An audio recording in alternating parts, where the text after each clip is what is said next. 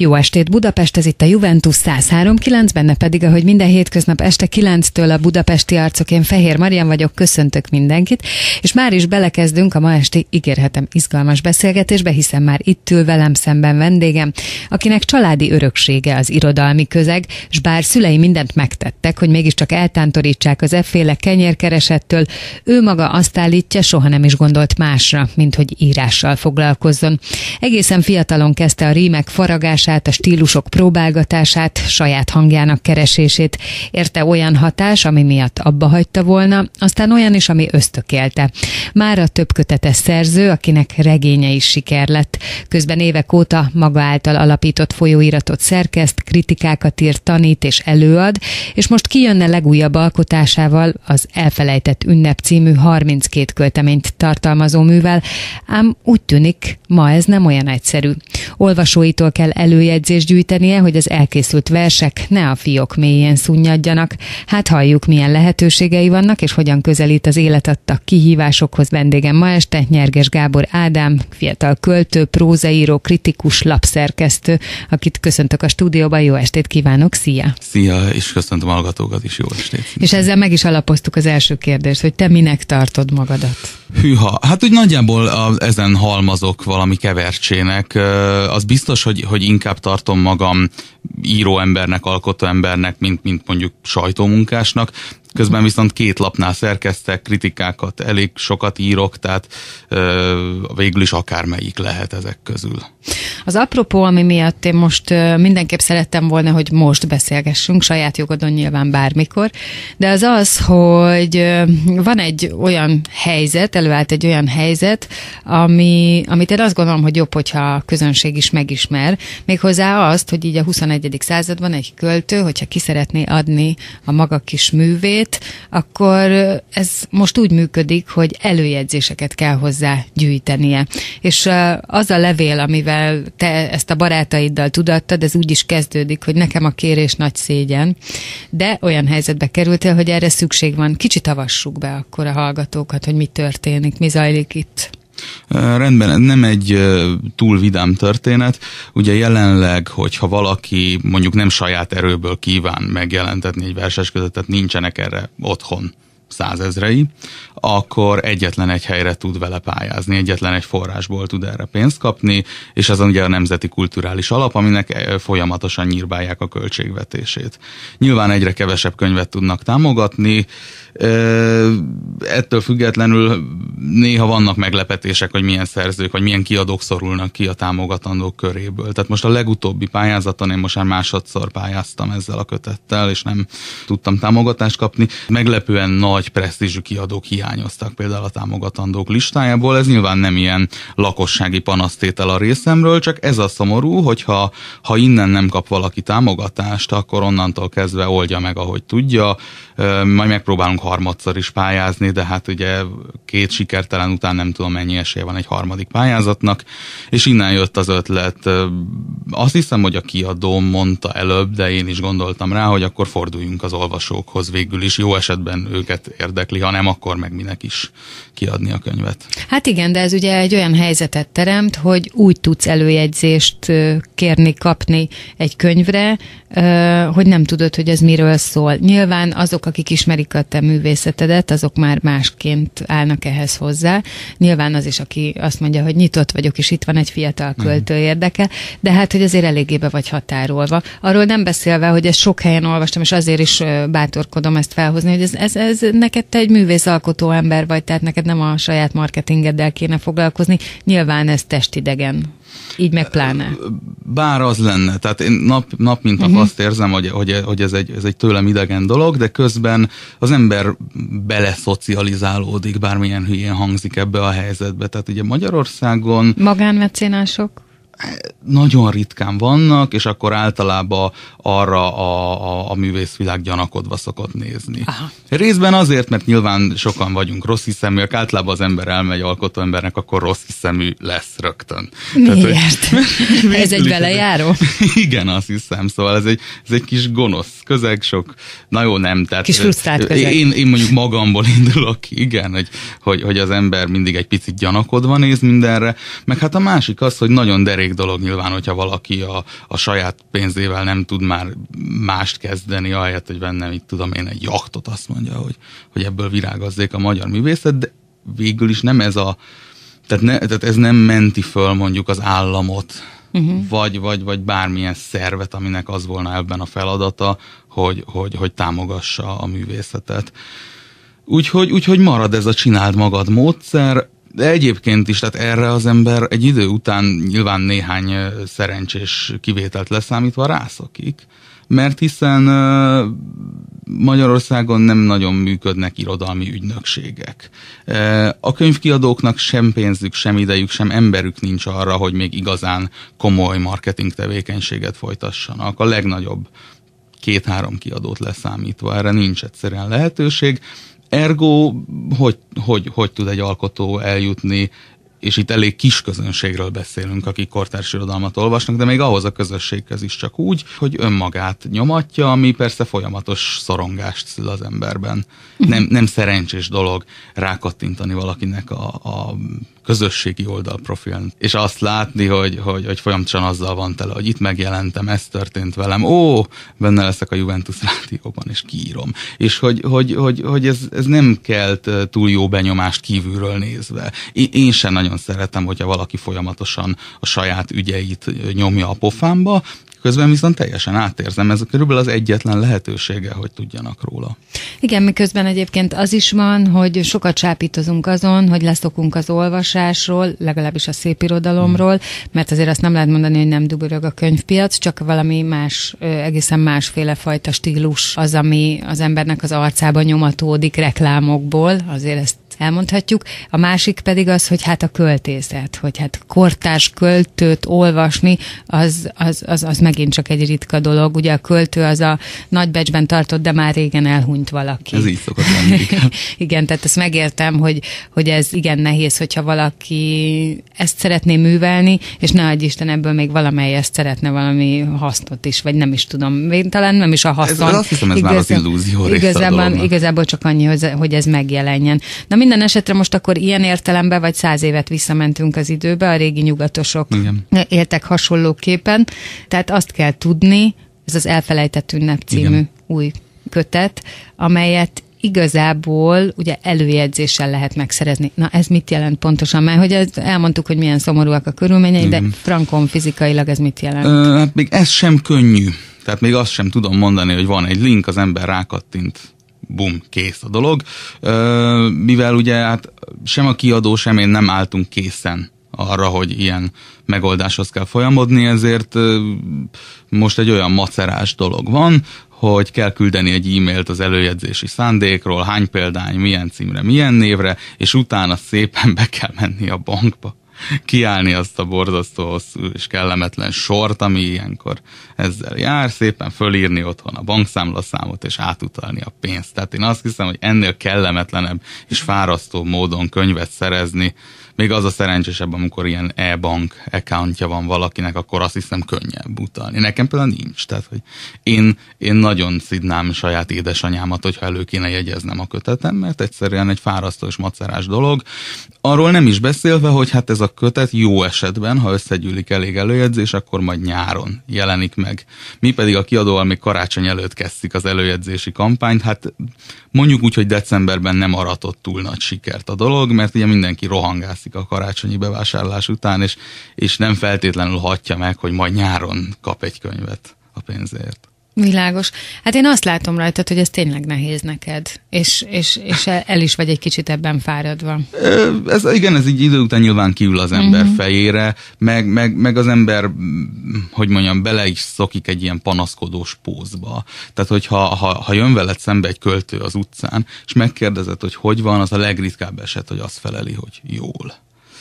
De persze, hogy mondjam, most még legalább van ez a lehetőség. Nekem a távlati félelmem, ami a saját önös érdekeimen túlmegy, az, hogy a tendencia nem azt mutatja, hogy ez a helyzet javulni fog. Így van. Valószínűleg egyre többen fognak erre rákényszerülni. Most például erre, amit én csinálok, hogy gyűjtöm az előjegyzéseket, azért odafigyelnek. Most veled beszélgetek, a Népszabadságban volt erről egy cikk.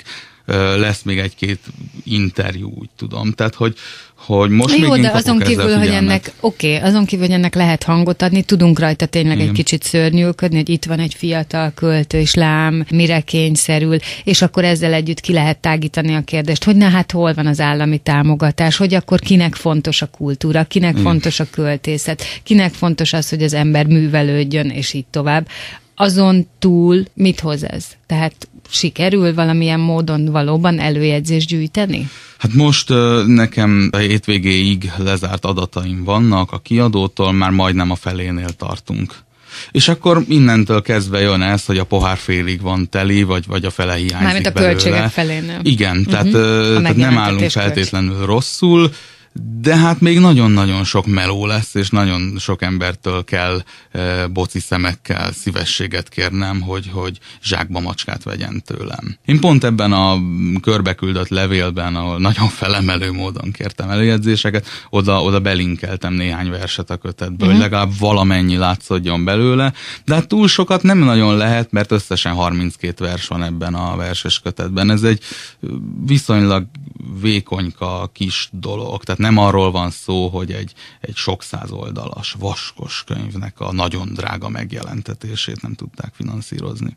De hát ez mind belőled van, úgyhogy lehet, hogy rá is térhetünk a dolog vidámabb részére, vagy a művészi részére, hogy mi az, amit te kínálsz ebben az Elfelejtett ünnep című kötetben. Hát ezek most ugye a kevéssé ismert költő azt mondja, hogy ez egy nagyon más munka, mint az eddigiek, ez a nesze semmit fog meg jól esete. Jó, hát bemutathatjuk, hogyha úgy gondolod, hogy kevésbé ismert költő vagy, bemutathatjuk. Illetve én azt gondolom, hogy talán a széles közönség előtt, mondjuk így. De bemutathatjuk a te munkádat. Én amennyit olvastam belőle, én azt gondolom, hogy egy eléggé jól érthető, érzéseket megfogalmazó, élethelyzeteket megfogalmazó verselés a tied. Tudni vélem, hogy mire gondolsz, akkor vagy... Hát talán ez így nem jó, mert azt szerintem senki nem szereti, hogyha tudják a költőről, hogy mire gondol. Tudok vele azonosulni, inkább így mondom. Tehát, ez nagyon jó hír, hogyha így érzed. Tehát az érzéseket, amiket megfogalmazol, azt hiszem, hogy tudom azt mondani, hogy aha, igen, ezt tudom mi.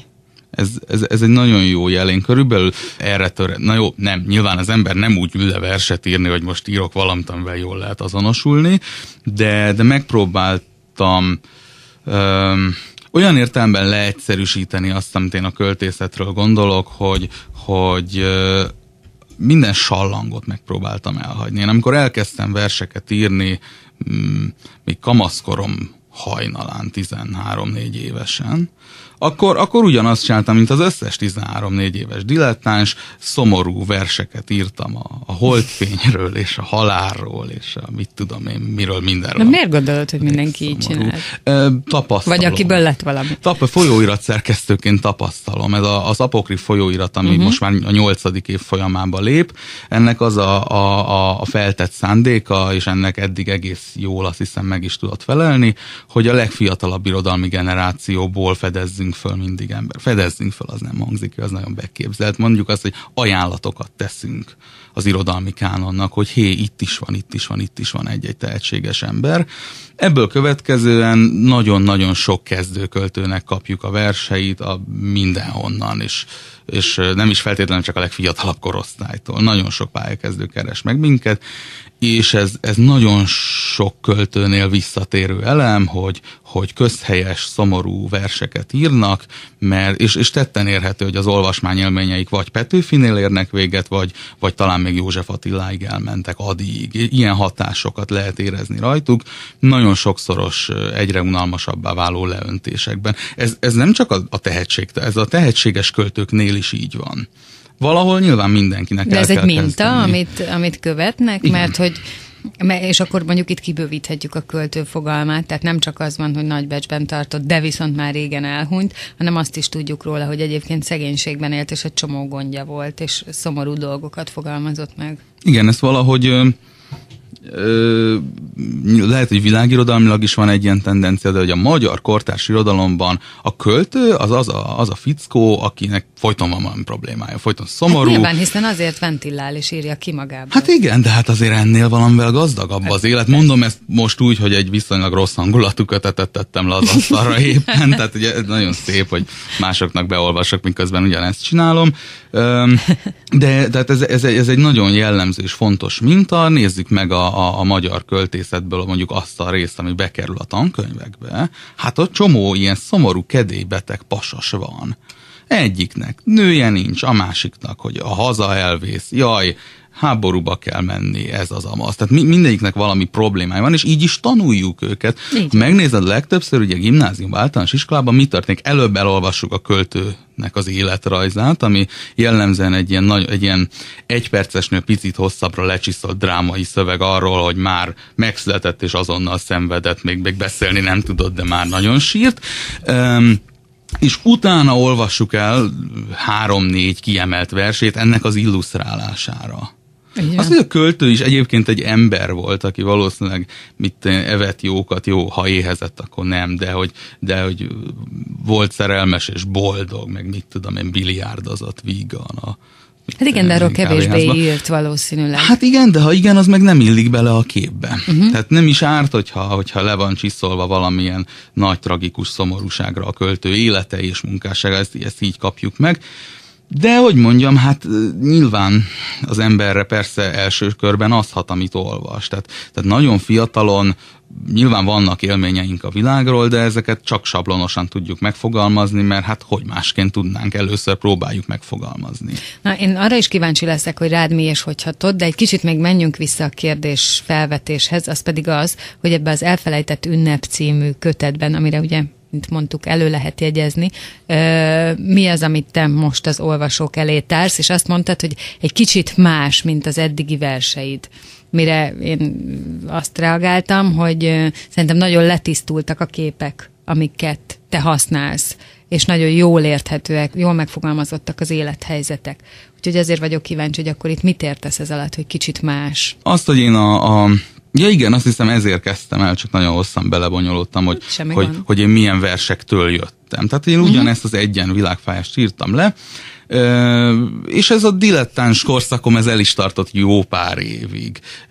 Én nagyon korán föl lettem piszkálva, hogy küldjek verseket folyóiratoknak, akiknek innen is köszönöm, hogy nem közöltek éveken át, sehol nem keltek a verseny. Tök igazuk volt. Ez jót tesz az embernek, ha csak föl nem adja, mert szükség van arra, hogy megedződjön.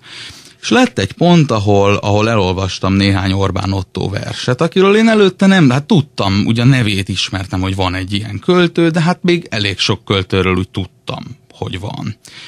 Sajnos akkor ő már nem is élt, amikor én elkezdtem őt olvasni. Hát nem volt már például sanszom arra, hogy megismerkedjek vele. Na ugye, de hát akkor a költő Hát igen, ugye a rendes költő az ugye már nincs köztünk, tehát én egy ilyen anomáliának számítok most, azt hiszem.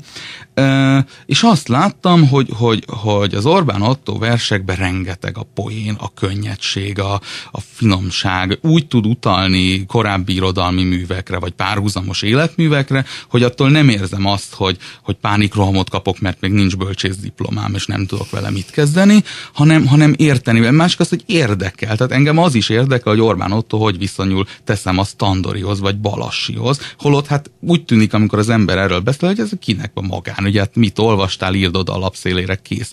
És egyébként is azt láttam, hogy valahogy az Orbán Ottónál a humor az nem teszi zárójelbe a versek tragikumát, nem kérdőjelezi meg, sőt, sokkal hitelesebb a tragikus vers úgy, hogyha nem úgy kezdődik, és úgy ér véget, és közben is olyan, hogy föltépi a szívét a költő, és ott folyik ki minden. És ez tett rám nagyon nagy hatást, és utána így kezdtem el kortársakat olvasni egyre nagyobb mennyiségben. Előtte is olvastam valamennyi, de innentől valamivel tudatosabban, és azt láttam, hogy hát hogy tehát lehet humorizálni versben, lehet adott esetben eltérni klasszikusnak vélt költői mintáktól, az rám nagyon nagy benyomást tett. Más kérdés, hogy mire én eljutottam az első kötetemig, ez bennem már túl burjánzott. Tehát nagyon-nagyon sok elhülyéskedett, elcseszett versem volt. Nagyon... Amik egyébként aktuális élethelyzeteidre reagáltak? Részben, vagy mutatták de volt be? azt hiszem ilyen lilaködös szemvelgés is, csomó ilyen, tehát én meg tudtam csinálni azt, amit szerencsére mondjuk az Orbán Ottó sosem, hogy az, hogy nekem milyen olvasmányélményeim vannak, az egyébként aki nem tesz rá magasról kategóriába tartozik. Na, én ezt szépen elkezdtem tematizálni versben. Tényleg nagyon sok rossz, vagy mai fejjel nézve rossz verset írtam, és valahogy így ráálltam erre a fajta munkamódszerre, hogy a rendes vers az úgy hat a szívre, de azért van benne mindig valami mentesítő poén. Egy kicsit mindig visszavonjuk a nagy drámát. Erre mondta a kritika, hogy ironikus távolságtartással operáló verseket írok, és én ezt csináltam a második kötetemben is, csak hál' Isten kevesebb szójátékkal, borzasztó sok szójátékkal dolgoztam. Ma ezzel menő slam poetrista akárki lennék, akkor ez még ciki volt, és egyébként most is annak érzem a sok erőltetett szójátékot. Hát a kritikus vér az azért erős benned, tehát saját magaddal szemben is. Muszáj, szakmai ártalom kell, hogy legyen sok esetben, még így sem feltétlenül vagyok elég kritikus, azt hiszem. Igen, csak közben tudod, az jutott eszembe, hogy amikor csinálunk valamit, és eltelik x idő, akkor ha arra visszatekintünk, sok esetben mondjuk azt, hogy hát ez nem is volt annyira jó. Az a jó, amikor az történik az emberrel, hogy fú, nem is tudom, hogy tudok-e majd még egyszer ilyet írni, vagy ilyet csinálni. Na ez az, amit viszonylag ritkán élünk meg az életünkben. Szó szerint azt mondtad lényegében, amit egy még megjelenés előtt álló interjúban mondtam a versírásról. Nekem igazából akkor működik a dolog, vagy akkor érzem elememben magam, amikor fölkelek reggel, és elképzelésem nincs arról, hogy kell verset írni. Nem tudom. Nem tudom, hogy milyen szavakat kéne használni, hogyan kéne, hogy fölépüljön az egész. Ettől izgalmas a dolog. Amikor az ember tud prototipikusan olyan verseket írni, amilyeneket szokott, azokat a verseket nem feltétlenül kell megírnia. Ez nyilván nem azt jelenti, hogy minden versnek totálisan másnak kell lennie, de van egy pont, ahonnan kiürül az embernek mondjuk úgy, mint egy festőnek a kék korszaka. Ahogyan kell, vagy a miről kell? Szerintem ez is egy mind a kettő. Ezek persze, meg például, hogy ki beszél, kihez, hogyan, milyen szituációban. Ez ugyanez van a prózaírásnál, nekem most megint csak szakmai ártalom, sok pályakezdő prózaíróval kell foglalkoznom. Van egy nagyon tehetséges költő barátom, vicces a dolog, mert csak egy-két éve publikált, tehát költőként fiatalabb nálam, egyébként egy évvel idősebb, és az én bölcs tanácsomat kéri, elég hülye helyzet, és hogy mostanában kezd prózát írni. Megmutatta egy novella kezdeményét, ami hát nem, ahogy általában egyébként első novella kezdemények nem szoktak jól lenni, nem is sikerült igazán jól, és pontosan ezzel kezdtem piszkálni, hogy végig van itt gondolva a beszédszituáció, ki beszél kihez, miért, miről, hogyan. Ilyen dolgok, ez a jóféle rutin, ami egy idő után jó esetben megszületik az emberben, hogy ilyen kérdéseket tudatossá tesz magában. És a rosszféle rutin az, ami nálam a második kötetem írása vége felé történt, hogy tényleg úgy éreztem, hogy hát én a kis ujjamból ki tudok rázni egy szerintem vállalható színvonalú verset, ez egyrészt beképzeltség, másrészt pedig azt mutatja, hogy az ember elkezd beleunni a saját írás technikájába. És akkor el is telt egy kis idő, amíg egy ilyen hasznos és kreatív szerencsétlenkedés, amíg nem találtam hangot, nem tudtam, hogy kell szólni, és arra gondoltam, hogy hát végül is nekem kamaszkoromban volt egy verseszményem, sok százalék József Attila, na tessék, ugyanott tartunk, igen. Mik a hatások, meg ilyen nyugatosok. Meg még egy-két dolog, ami úgy nekem tetszett az irodalomból, és arra gondoltam, hogy most már jó esetben nem vagyok dilettáns szerző, ezt majd meglátjuk, aki jön a kötetén, aki még jelenteni nem merem soha az ilyet. Tehát, hogy jó esetben lehet egyébként így is verset írni jól, technikailag jól. Miért is ne lehetne adott esetben egy versben leírni azt a szót, hogy itt valószínűleg sokan most a fejükhöz kapnak, amikor ezt hallgatják, hogy szív. Tehát, hogy ne legyenek olyan szavak, amiket az ember nem ír le, mert fél, hogy gicses lesz. De olyan is van, ami meg trágár. Olyan, nagyon sok olyan van. Volt egyszer olyan versem, aminek csak a mottója egy önidézet volt, amit én otthon mondtam. Nem volt túl elegáns, nem idézhető, itt nincs annyi sípunk.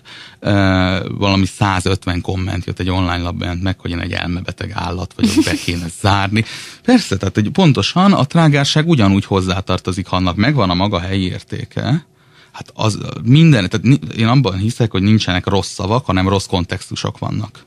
vagy unalmas kontextusok, kicses kontextusok, de alapvetően én nem tennék tiltólistára semmilyen szót, vagy hát néhány politikailag úgy telített szót, amitől ideológiailag undorodom mondjuk olyanokat. De egyébként semmilyen szóval nincs probléma, és így próbáltam felszabadítani magam, arra gondoltam, hogy legfeljebb nem jelentetem meg. Ez a másik, amit szoktam mondani ilyen pályakezdő költőknek, amikor jönnek, hogy hát ezt nem tudom, hogy megmerjem-e írni belső vívódásaimat, azt, hogy a Mancika szeret, vagy nem leírjam a Mancika nevét. Mindig azt mondom, hogy írd le, legfeljebb nem jelenteted meg, de mindent meg kell próbálni megragadni abban a formában, hogy a legautentikusabbnak találja az ember. Úgyhogy én azt mondtam, hogy hát akkor most legyünk ilyen érzelgős gyerekek egy kicsit. Tulajdonképpen onnantól kezdve, hogy az ember versben beszél, az már egy szerepjáték, az már egy póz, hiszen most sem rímelve beszélek veled, de nem is szabad versben beszélek veled. Most úgy beszélek, mint minden. Hát nem egészen úgy, mint egy normális ember, mert azok lehet, hogy az autentikus szót nem mindig használják versek kapcsán, de hogy nagyjából közelítek ahhoz a nyelvhasználathoz.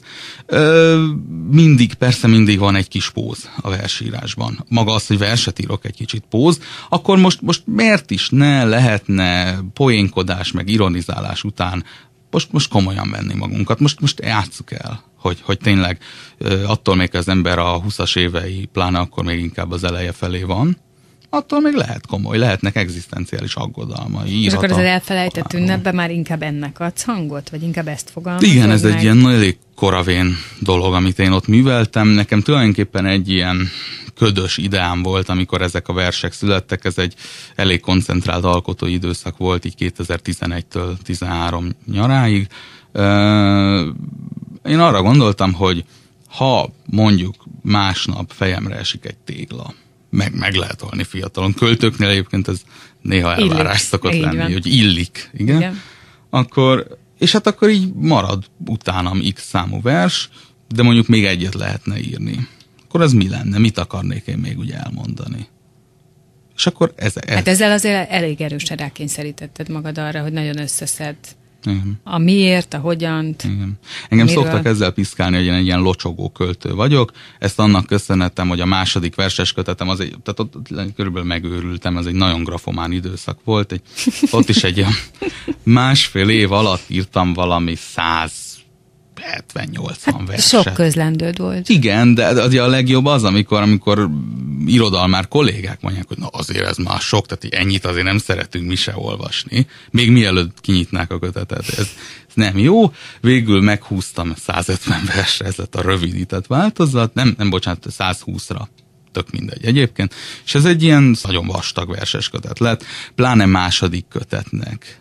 Tehát így tudom én, igen, egy már élemedett korú költőtől elnézik, hát sokat ír Istenem, egyem a kis szívét. Nálam nem, tehát volt több olyan kiadóval bevittem, megnézték a terén, és mondták, neked nem lehet ilyen vastag kötet. Komolyan? Igen, tehát nem az, hogy elolvassuk, és azt mondják, hogy ennek a felét dobd ki, hanem dobd ki, mert egy ilyen kis pályakezdőnek nem lehet hosszú kötete, az egy presztízs dolog, azt nem érdemelted ki. Másképp, hogy tényleg lett volna mit kidobni abból a kötetből, csak olyan szerkesztőt nem találtam. Kérdezni, hogy egyébként a versek maguk milyenek? Mit mondtak rá? Te mit gondolsz róluk? Hát most azt mondod, hogy egy grafomán időszak volt, de igen, én azt gondolod, hogy ezeket meg kellett írni, ez fontos volt, hogy kijöjjön? Biztos, fontos, hogy máshoz eljusson? Az ember megír, a rossz versek milyen fontosak például, tehát a kidobott versek mennyire hasznosak. Oké, de neked az, hogy máshoz eljusson, az is fontos? Igen, az egy... Én, ha most kinyitom azt a kötetet, valami, nem tudom, rá voltam kényszerülve, egy felolvasásra kerestem anyagot, hogy olvasgassam.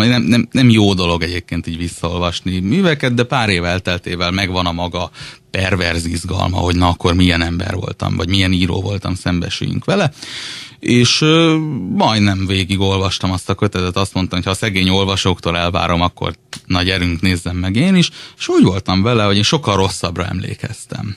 Persze, ki lehetett volna dobálni belőle egy 20-30 verset, ezt mai fejjel látom, de az egy izgalmas kötet volt szerintem, sokféle vers van benne, sokféle dolog, mindig ez a vers miről szól, hát miről, minden vers, a szerelemről, meg a halálról, meg még körülbelül 2 téma is ki van lőve, de persze azért ezek árnyaltabb dolgok. Sok mindent érintettek azok a versek, nagyon játékos kötet volt. Körülbelül még mondjuk annyi szójáték került bele, amennyit még ugye emészthetőnek találok még máig.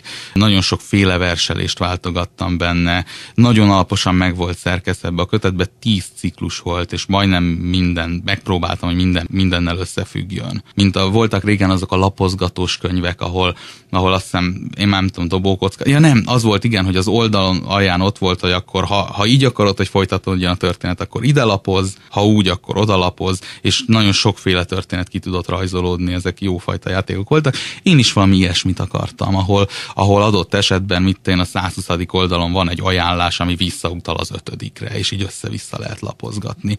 És ezt például én egy izgalmas, jó dolognak tartottam. Ma már nem írnék ilyet, de erre én azt gondolom, hogy szükség volt. Meg ideje volt, igen. Persze. És egyébként jó kritikákat kapott, egész jól is fogyott. Az első héten, amikor megjelent, fölkerült az Írókboltja 20-as sikerlistájára. Juventus 103.9, benne pedig a budapesti arcok, és vendégem továbbra is Nyerges Gábor Ádám, költő, kritikus, lapszerkesztő, prózaíró, és hát így most megtudtuk az elmúlt közel fél órában, hogy milyen köteteid voltak, hogy te hogy gondolkodsz a versírásról, hogy gondolkodsz arról, hogy egy költőnek mikor és hogyan kellene írnia, de most kíváncsi lennék, hogy a te életedben fizikai szinten hogy jelenik ez meg.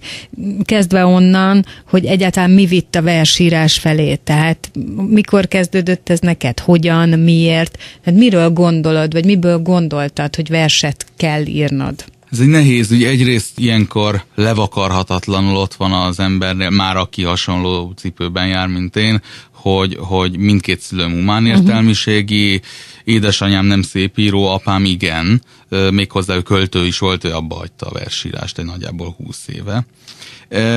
De az az igazság, hogy nem rajtuk múlott, sőt, engem a szüleim el nem tiltottak, de nagyon erősen próbáltak megkímélni attól, hogy én is humán értelmiségi legyek.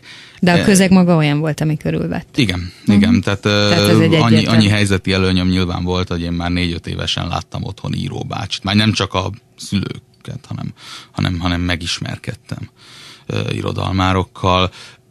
De tehát mindent megpróbáltak megtenni, hogy mondjuk úgy, hogy legalább legyen még 1 vagy 2 lehetőségem.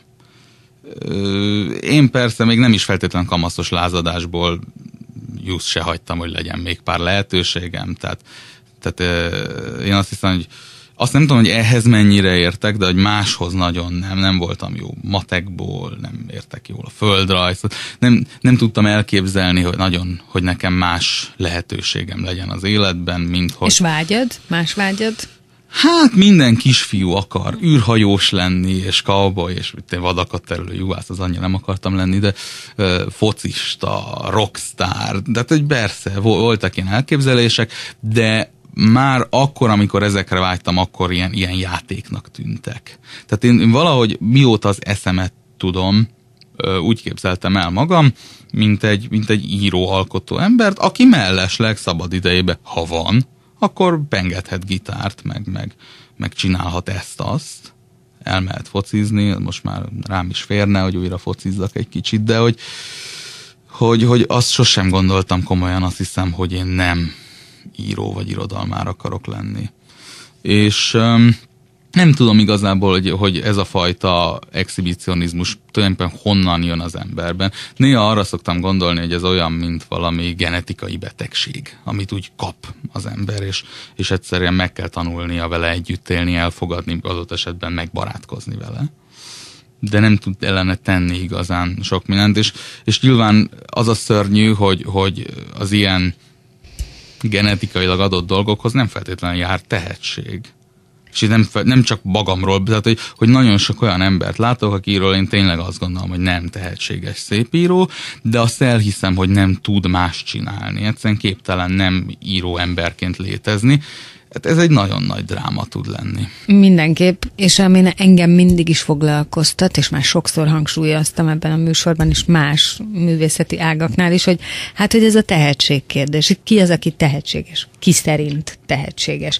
Ha valaki szerint tehetséges, attól még a közönség megveszi-e az ő művét, attól még ő fent tudja-e tartani magát abból, ami. Tehát, hogy ez egy olyan szinte megfoghatatlan dolog, és én is most azt akartam kérdezni, hogy mikor derült ki számodra, hogy egyébként te tehetséges vagy, de hát akkor egyáltalán kiderült-e, meg milyen visszajelzések voltak? Úgy nem derült ki, hogy én ezt magamról kijelentem, pedig nem vagyok egy szerény gyerek, inkább álszerény, de még azt is igyekszem lekorlátozni. Tehát úgy, hogy én azt mondjam, hogy szia, én tehetséges vagyok, olyan értelemben ez nem derült ki, és soha nem is derülhet. Nem, arra gondoltam, hogy mikor mondta bárki is, hogy na, hát ezért csak kéne ezzel foglalkozni, és nem csak úgy, mert egyébként aki nem tehetséges, az is, hogyha így akarja magát kifejezni, egész nyugodtan írogathat magának, persze, a családjának, persze, az asztalfióknak, bárkinek. Nekem a legelső visszajelzések, én a családiakat nem számítom, pedig komoly szakembernek tartom a szüleimet, akik nem voltak velem elfogultak. Nagyon szigorú kritikusaim mindmáig. Hát gondolom, egyébként, hogy ez inkább a másik oldal. Igen, ettől függetlenül az ember, ha kap tőlük dicsérő szavakat, azt elosztja nem is 10-zel, hanem 100-zal, mert nem lehet komolyan venni azt, hogy apuci anyuci szerint jól írok. Ezt ha visszahallgatják és visszafejek, akkor majd meg fognak sértődni, mert persze közben komolyan kell venni. De tehát amikor kívülről kaptam megerősítést, azt mondom, hogy valami általános iskolai kis hülye fogalmaz, hogy telt a nyarad, nem tudom. Arra például mondták, hogy jó.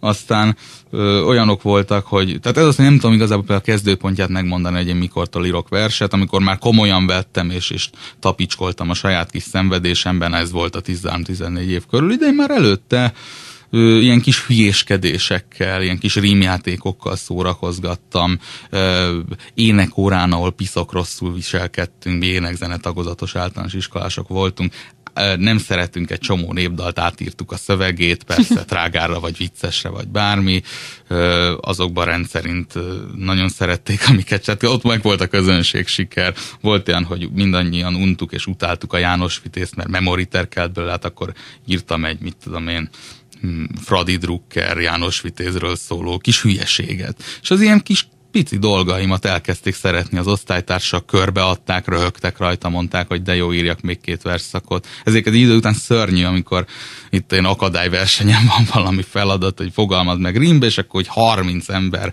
sóhajtva megkérem, hogy na, majd ez a gyerek megírja, mert ez úgyis szokott. És aztán persze egy idő után már jöttek komolyabb visszajelzések, nagyon sok olyan szerkesztő vagy írótárs van, akinek nagyon komolyan adok a véleményére, a pozitívra, negatívra egyaránt, és akik megerősítettek abba, hogy nekem írnom kell. Én egyszer akartam abba hagyni az írást, még akkor is ilyen sértett kiskamaszként, ilyen 16-17 éves fejjel. És miért? Jött egy, nem akarom mondani melyik laptól, a szerkesztő, beküldtem neki valóban ilyen kis gyenge humorizálgató, de gyengén humorizálgató verseket, és azt írta vissza az illető kolléga, aki azóta egyébként jóba vagyok, többször közölt, és egy nagyon kedves ember egyébként, azt írta vissza, hogy hát kedves uram, ezek tempen nem versek. És én akkor összeomlott. Hát az ember egyébként is kamaszfejjel mindentől összeomlik naponta 10-szer, de hát arra gondoltam, hogy hát még a Fekete Pákó dalszöveg is egy vers. Hát rímel, nem ér ki a lap végéig, az is vers, és akkor az nem vers, amit én írok, hát akkor hagyjuk abba azt egészet. És akkor egy gimnáziumi tanárom, aki messze nem csak gimnáziumi tanár, egy egészen kiváló értelmiségi, engem nem tanított, soha nem is ismertem, nem találkoztam vele, hírét vette annak, valakitől hallhatta, hogy én abba hagyom a versírást, amit hát ez a ki nem tesz rá magasra jellegű dolog, de azt hiszem a gimnáziumi folyóiratba olvasta 1-2 klapanciámat, és írt nekem egy levelet, hogy a hülyeséget, ezt felejtsem el, tessék szépen írni.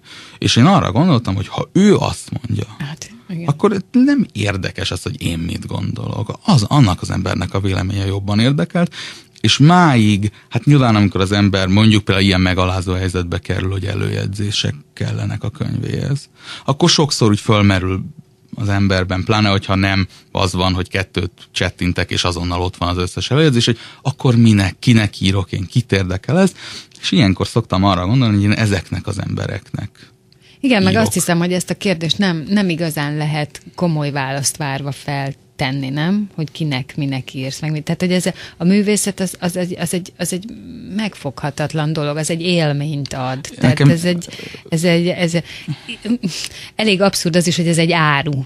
Igen. Ugye? Tehát, hogy ez így nehéz. Az igen, is nehéz, tehát nem lehet feltenni. Szerződést egy folyóirattól, hogy fölkérnek, hogy alkossak meg 2 darab szép irodalmat. Ez a kedvenc példám, ez a szerződés, 2 darab szép irodalmat. Kérdez, hány deka? Igen. Így van. Igen, szóval, hogy ez egy nehéz. Én is, mikor készültem erre, akkor gondolkodtam azon, hogy na, és akkor hogy döntötted el, hogy te poéta leszel? Én nem hiszem, hogy ezt így el lehet dönteni. Ez nem én döntöm, ez bennem eldől, és veled. Igen, megtörténik veled, igen. Vagy nem, és aztán reagálnak rá, és akkor az egyik ember azt mondja, hogy ez nem vers, és azt mondja, hogy jó, akkor abba hagyom, utána valaki más ír neked egy levet, és azt mondja, nehogy abba hagyd, akkor nem hagyod abba. Úgyhogy én azt hiszem, hogy itt az engem foglalkoztató kérdés az, hogy mit érzel te? Tehát mi van veled, amikor te alkotsz, amikor verset írsz? Erre egy nagyon profán és elég undi példám van. Én általában az alkotói működést a bélműködéshez szoktam hasonlítani. Tehát, hogyha én úgy vagyok vele, hogy az ember nem képes írni, az egy ilyen rosszabb fajta, ilyen lelki székrekedés. Az egészségtelen egy alkotó ember számára. Persze közben azért én csalok is, mert ez nem így van, az egy nagyon jó dolog, amikor az ember nem tud írni. Az persze, ugyanis, hiszen az lehet egy anyag. Igen, az azt jelenti, hogy valami éppen rotyog a fejbe. A rotyogot nem kellett volna most ide citálnom, ez egy rossz konnotációkat keltő kifejezés volt, de tehát, hogy valami készül ott egyébként is én abban szoktam gondolkodni, hogy egy alkotóművésznek az agya az olyan, mint egy ilyen számítógép, ahol fut még egy csomó alprogram, amiről nem is tudok.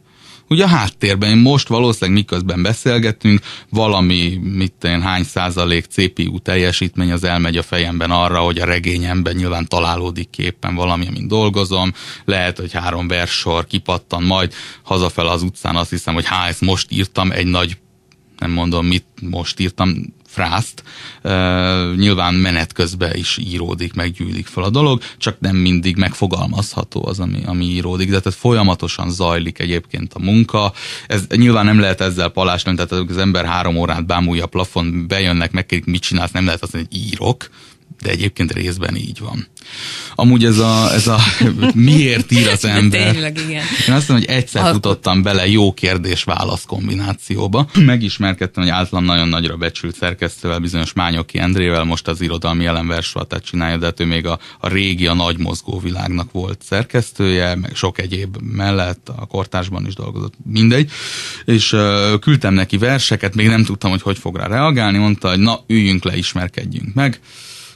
Nem, meg vagyok tisztelve. Persze, leültünk, és az első kérdés, amit föltett azon kívül, hogy én mit iszom, az volt, hogy te miért írsz? Na mondom, de hát baj van, nem? Hát, hogyha ezt kérdezi a Szerk úr, miután elolvasta a versenyt, hát akkor én egy idióta, hogy azt hittem, hogy számon kér rajtam, hogy te kis hülye, hogy jössz ezt. És gondolkodtam, kínosan sokat gondolkodtam a válaszon, már ez is ciki volt, hogy ezen gondolkodni kell, és végül azt mondtam, hogy Endre, ha hülyeség, hanem, mert nem tudok nem írni. Azt mondta, hogy ez a jó válasz szerinte. És utólag azt gondolom, hogy igen, meglepően értelmeset mondtam ahhoz képest, hogy mennyire zavarban voltam. Ezen múlik. Ha nem tudsz írás nélkül létezni, akkor te író vagy, legfeljebb rossz író, de az vagy. Juventus 103.9, benne pedig a budapesti arcok, és vendégem továbbra is Nyerges Gábor Ádám, költő, prózaíró, kritikus, szerkesztő. Aminek kapcsán beszélgetünk, azt én még itt megemlíteném újra, az az, hogy egy új kötet jön neki az ő tolla alól, amelynek a címe az Elfelejtett ünnep, de hogy olyan helyzetben van, és nem csak ő, hanem úgy általában azt hiszem, hogy a magyar költészet képviselői közül sokan, hogy a kötet akkor tud kijönni, hogyha megfelelő számú előjegyzést gyűjt hozzá, ami azt jelenti, hogy igen, az érdeklődő közönségnek tulajdonképpen látatlanba jeleznie kell, hogy ő igényt fog tartani erre a könyvre. Ennek megvannak a körülményei, hogy ezt hogyan kell csinálni, ezt meg lehet találni az interneten, hogy hogyan néz ki. Igen, ez a Műút könyvek sorozat és a Szépmesterségek Alapítványa kiadó hivatalosan. Kötet Facebook oldalán, ha valaki bepötyögé az elfelejtett ünnep, akkor megtalál mindent. Sokkal normálisabban leírva, mint ahogy én itt összenyökögöm. Jó, tehát, hogy ez a helyzet, hogy ez egy nyáron megérkező kötet lenne, de még kell hozzá előjegyzés. Viszont mindeközben beszélgetünk itt a költő létről, az életedről, és hát ezek alapján tényleg lehet azt gondolni, hogy akkor te fölkelsz, és tulajdonképpen költőként elmélkedsz, gondolkodsz, időnként írsz verseket, és akkor próbálod ezt megjelentetni, de hát ennél a te életed sokkal színesebb, vagy sokkal pörgősebb? Vagy mondjuk úgy, hogy pörgősebb. Igen, nem akarom én ledegradálni ezt a költői létet, de azért ennél egy kicsit, pörgősebb, meg talán társaságibb. Igen. Mondjuk így. Na, úgyhogy ebbe szeretnék én egy kicsit bele kérdezni, vagy belehallgatni, hogy hogyan is élsz te. Meglepő lesz talán a korábbiak fényében, azt mondom, hogy egyébként vidáman, boldogan. Hát, egyébként én örülök, hál' Istennek, és én azért ezt feltételezem, mert akárhogy is festetted le, én azt gondolom, hogy azért ebbe egy jó nagy adag humor és önirónia van, és ez szerintem azt feltételezi, hogy az ember azért jól van. Én tényleg alapvetően ilyenkor kiszokták röhögni egyébként, amikor ezt mondja, hogy alapvetően életvidám ember vagyok, de is közben írom bús verseimet. Na, ez már azt hiszem fél siker. És másrészt pedig én egy ilyen, tehát valószínűleg nem én vagyok az, akit mondjuk az LTBTK plakátarcnak megtenne, nem csak külső adottságaim miatt, mert mondjuk sok a szakál, meg a szemüveg az talán rendben lenne, hanem azért is, mert én egy ilyen rossz, bölcsész sztereotípia vagyok, nem dolgozom a McDonald's-be, ezt előre bocsátom, de ezt leszámítva, még tarisznyám is van, csak nem szoktam hordani. Szüleimmel élek, szeretek a szüleimmel élni. Mindenféle irodalmi munkákat végzek, cikkírástól szerkesztésen át. Jelenleg az LTBTK-n vagyok PhD hallgató, tehát doktori hallgató. A már említett Orbán Ottóval foglalkozom, róla szeretnék majd írni egy monográfiát, mert az egyelőre nincs. Ha minden jól megy, akkor az enyémmel együtt nem sokára lesz 2 is, minél több legyen egyébként, annál jobb, helyesebb. De is tulajdonképpen tehát például amikor beszélgettünk még a hivatalos beszélgetés megkezdés előtt, nem tudtam igazából elmondani a munkarendem. Nekem kötött munkám tulajdonképpen nincs, ami mindenki azt hiszi, hogy jaj, de jó, hát akkor te egész nap lógathatod a lábad, megtehetem, de akkor súlyos gondok vannak. Több lapnál is, és egyáltalán. Ez lényegében azt jelenti, hogy az én munka végzésemnek nincs kezdete és vége. Egyébként ez annyira nem jó feltétlenül szerintem, sőt, tehát meg azt is jelenti, hogy az ember kénytelen saját magára ráparancsolni, amihez azt mondom, hogy igazán kell tudni magaddal egy normális viszonyt ápolni, hogy főleg akkor, engedelmeskedj. Igen, hogyha egy olyan lusta emberről, tehát én alapvetően egy ilyen Garfield típusú ember vagyok, csak ezt nem hagyom előtérbe kerülni, mert akkor folyamatos kontroll. Igen, ami persze néha megtörik, tehát például nálam rosszabb kritikus a világon nincs, most azt hiszem olyan 2,5 hónapja csúszok egy kritikaszöveggel, az a legnehezebb műfaj számomra. Képtelenség, mert hogy ott nagyobb a felelősség. És te vagy magaddal ennyire türelmes, hogy elnézed, hogy csúszol? Hát szerencsére a szerkesztőm is türelmes, félektől, hogy lehet, hogy el is felejtette, hogy én adósa vagyok, akkor majd meglátjuk, hogy még kéri egyáltalán szöveget. Nagyon jó könyvről kéne írnom, az általában még nehezebb, igen. Úgy dicsérni, hogy az releváns legyen. Úgyhogy majd reméljük, az meg tud jelenni, de tehát, hogy az a szörnyű, hogy az én létállapotom nagyjából az, hogy ha akarom, akkor nincs munkám. Úgy csinálják, hogy mondjuk aznapra nincs semmilyen határidőm, akkor hát hello, majd holnap patópál alapon, majd ráérünk arra még.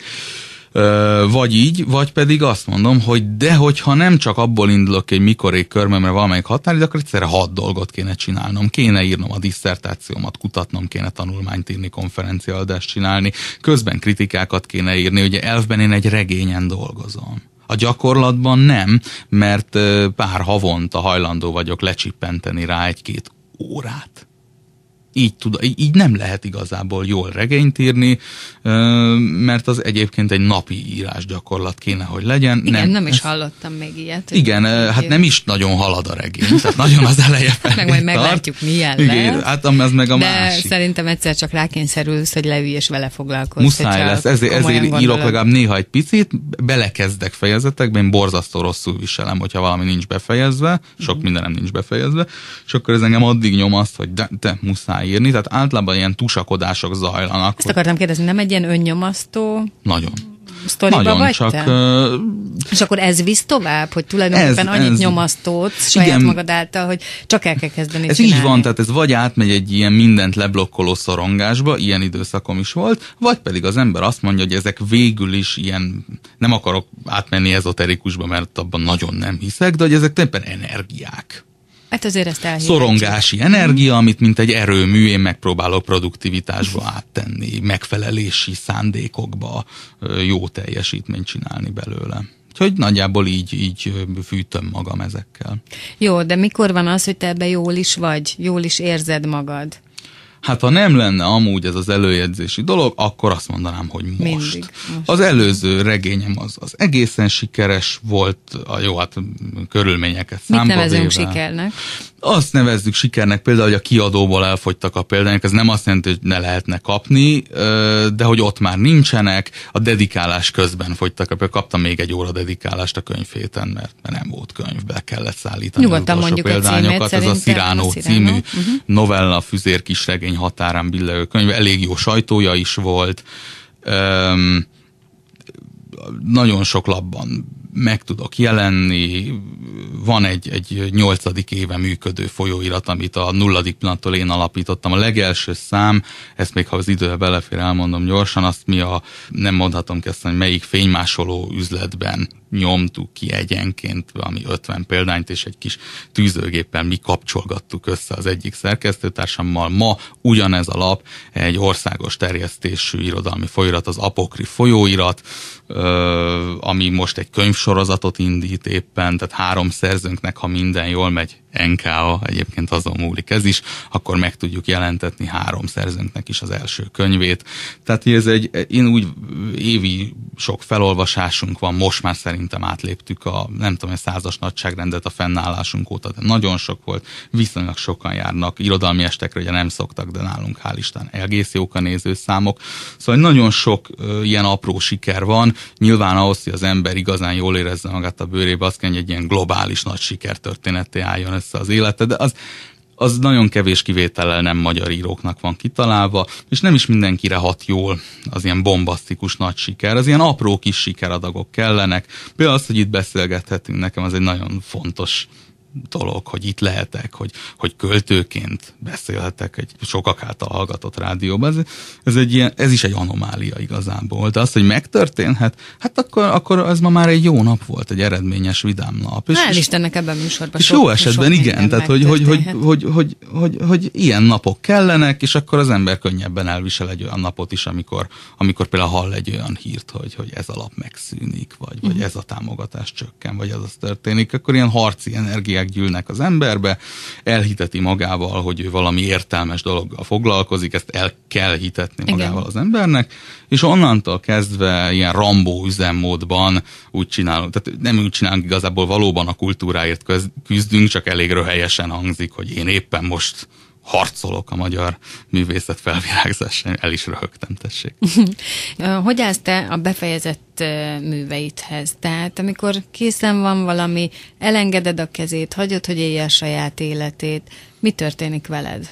Elengedem, van némi szülés utáni depresszióm, egyre kevesebb egyébként, meg lehet ezt is szokni, és aztán amikor eltelt x idő, az ugye mondta, hogy nem szoktam magam újraolvasni, ez persze teljesen ez sem így igaz, szerényebbnek akarok látni.